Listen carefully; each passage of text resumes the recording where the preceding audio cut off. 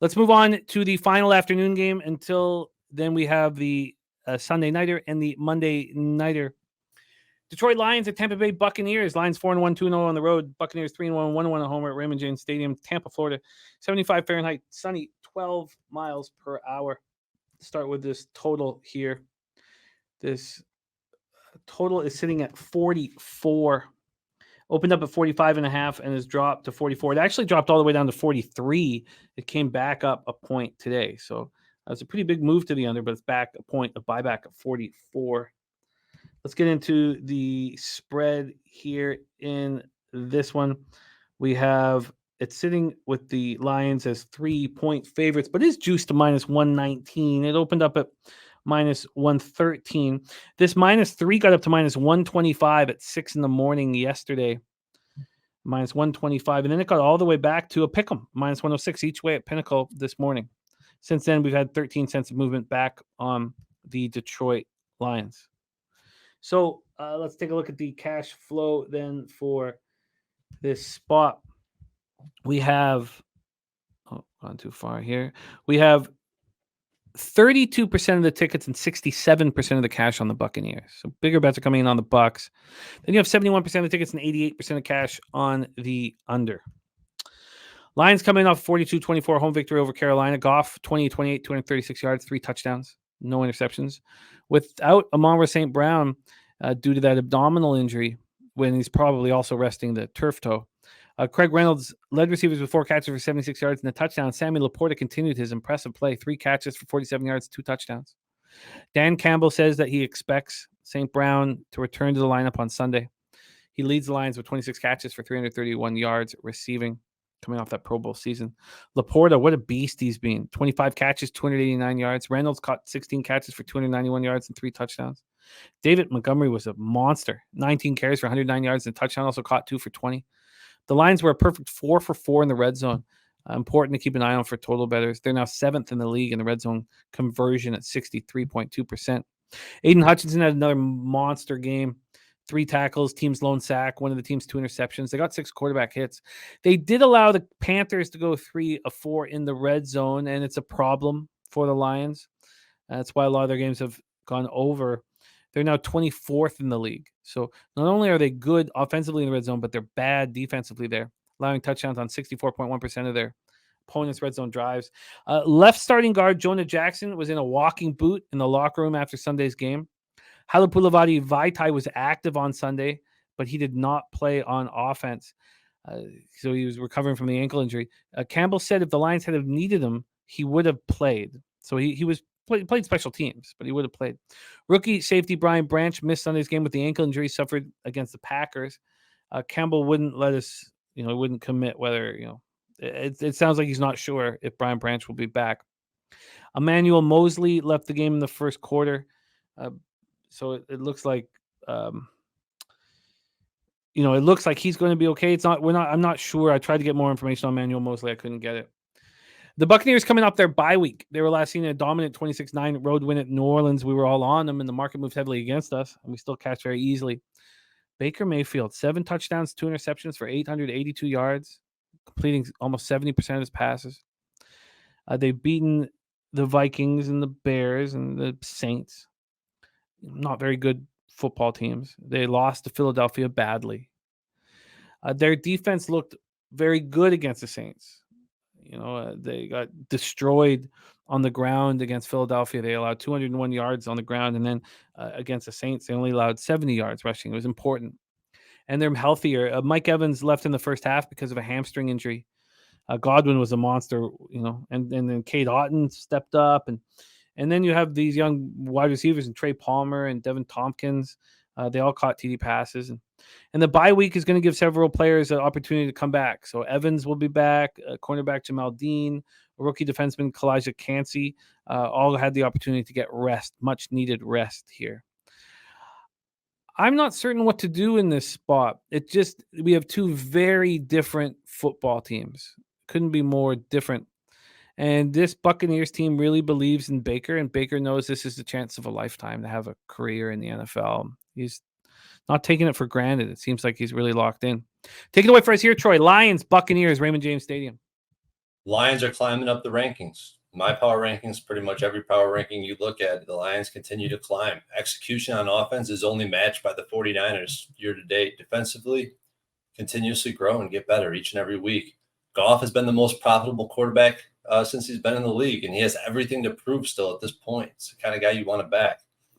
Goff is the number 1 rated quarterback according to PFF. He is the second highest big-time throw percentage at 5.5, right behind Brock Purdy. And his turnover-worthy plays is 1.7%. That's second in the NFL. He's only sacked on 12% of his pressures, and he's not pressured very much. And, I feel like there's still, to some extent, they haven't played the strongest defenses in the NFL, but that remains to be seen how they perform in that setting.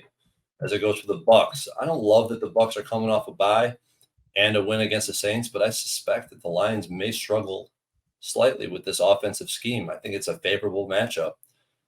The Bucs run play action and RPO at the highest rate in the NFL.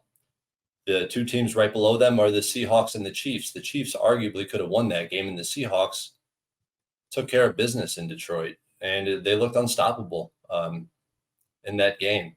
They exposed the Lions defense, and there's nothing you could really say about that. That's exactly what happens. The Bucs don't run the ball efficiently. They run it to set up play action, and I don't think that they're going to be depending on the run game other than exactly like I said, using it to set up play action and to keep the defense honest. I don't think they have intentions to run the ball effectively in this game because that's not where they have had success in the past, and that's not where the Lions are going to allow them to be successful. And when it comes to Baker Mayfield, he's having a career year across the board. 70% completion rate, that's the best of his career. 2.3% turnover-worthy plays, best of his career. Only sacked on 8.7% of pressures, best by far in his career, and he's making good decisions.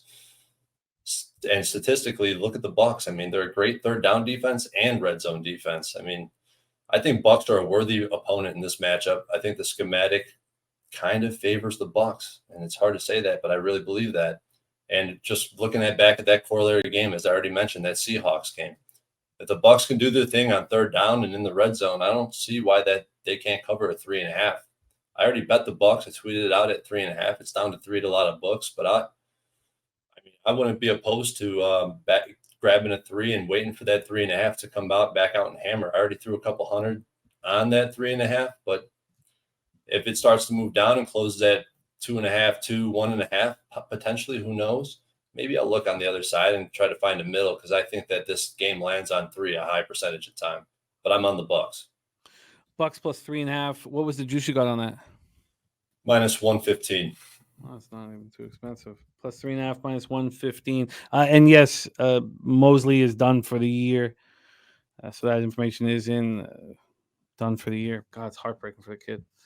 Back-to-back years. Too bad. I like where you're at here.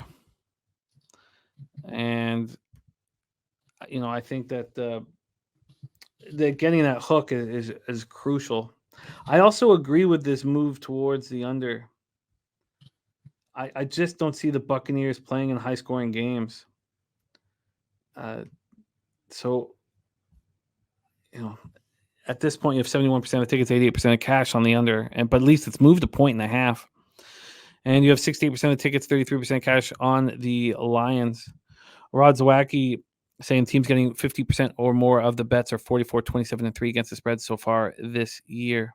And that number gets even better, ATS, if you look at dogs getting the public action. And which is not the case here, right? This is, we got the home dog. But it's important note because you've been showing how much it can hammer. Spenny says he can get the 3.5 and he's going to jump on it. Oh, Terry, thank you for supporting the show. Birdie says, I'm glad I'm the money line only. If this gets back to 3.5, probably will come back on the Bucs spread. And yeah, I want the Bucs. I feel like this is a tricky spot for the Lions. But I think that 3.5 is crucial. So I'm going to be taking a look here at the Bucs 3.5 alongside you, Troy. But I'm also going to move on the under. I'm considering the under. This is right in my wheelhouse where I like to bet it. Lions moving towards the under between 42.5 and 44.5. This is right where I like to bet under. So that's definitely on my list. I might bet it by the end of the show. Yeah, I like it. The Detroit Lions' ability offensively in the red zone. We know what the Bucs defense is like, and they're going to be even stronger. With the return of Kalijah Cansey and Jamal Dean, and then you have the weakness of Detroit's their red zone defense, but Baker Mayfield he's thrown 7 touchdowns in 4 games, which has surprised a lot of us, but I'm not concerned of the Buccaneers running up a score. So so this under spot between 42.5 and 40, between 42.5 and 45.5. Line moves towards the under. Spread between 3 plus 3 and minus 3. The under is 8 and 2. I'm in. We'll be betting it tonight. Let's move on to the Sunday. I'm with you, Jimmy. Mark me down for the under in this game. I'm with you. Beautiful.